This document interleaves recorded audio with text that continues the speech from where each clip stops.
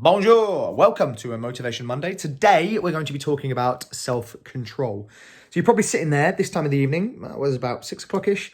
You're sitting there, you're chilling out, but you want that one thing that you know you shouldn't have. Perhaps some of you do have self-control and you're really quite good at this, but some of you aren't so good at this, and that's what we're going to be talking about. Now let me use a specific example. It's an example that keeps coming up at Rev time and time again. It's the glass of wine. But before we talk about it, let's be honest. The glass of wine, the bottle of wine, doesn't just magically appear in your fridge if it's white, not red, uncouth. It doesn't magically pour itself into the glass. It doesn't magically add ice.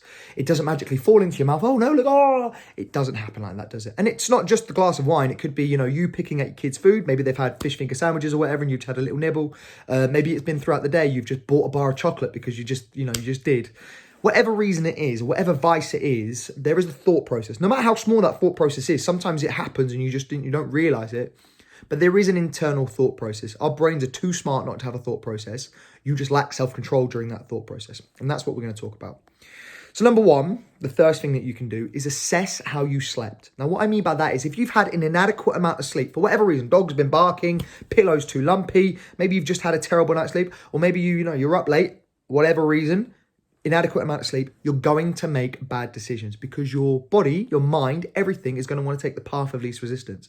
But if you understand that, if you accept it, if you own it, and if you prepare for the rest of the day because of it, you're going to be in a much better position. So you've had an inadequate amount of sleep. You know that in the evening when you get home, 6, 7, 8 o'clock, whatever reason, you're absolutely shattered. The first thing you're going to want to do is have that bottle of wine. Out of sight, out of mind. Don't even go to it. Don't go look at it. Don't go searching for it because you know you're going to have it. So you need to sit down. You need to assess, okay, what can I do to make sure that I don't go grab it? What can I do to make... And internalize. Speak about it out loud, internal, whatever you need to do. But you need to know it. You need to know that you've had a bad night's sleep. You need to know that you're tired, you're stressed, anxiety's high. What can you do and how can you plan ahead for it? Number two is know yourself. And a little bit of looking at the big picture as well. You know yourself best. Now, I know myself best, and I know that 1 is not 1. I will have 6, I will have 7, I will have 10, but 1 is not in my vocabulary. If I open up those custard creams, I'm not just having 1 with my green tea, I'm having several, 8. To be fair, let's be honest, I'll probably finish off the packet. Hands up high, I'm going to finish off the packet. I know myself. I know that that's going to happen. And if you know yourself and you know that that little glass of wine isn't just going to be a little glass of wine, it's going to be 2, 3, 4, why have 1? If you know that's going to happen, why are you going to have 1? And that's what I mean by looking at the big picture. Think about it in the grand scheme of things. Yes, okay, a little bit of this isn't going to be hurtful. But in the grand scheme of things, it's not just a little bit of this, is it? It's a little bit of this on a daily basis. So think about the big picture. Really internalize. Think about it. Sit there, go, if I have 1, I'm going to have 2. Let's be honest. I'm going to have 2. And if I have 1 tonight, I'm probably going to have 1 tomorrow. Oh, and it's Friday the day after that, and I'm going to see my friends, so I'm going to have 6 or 7 then. Oh, but then I've got Saturday, and we're going out with our groups of 6, so I'm going to have...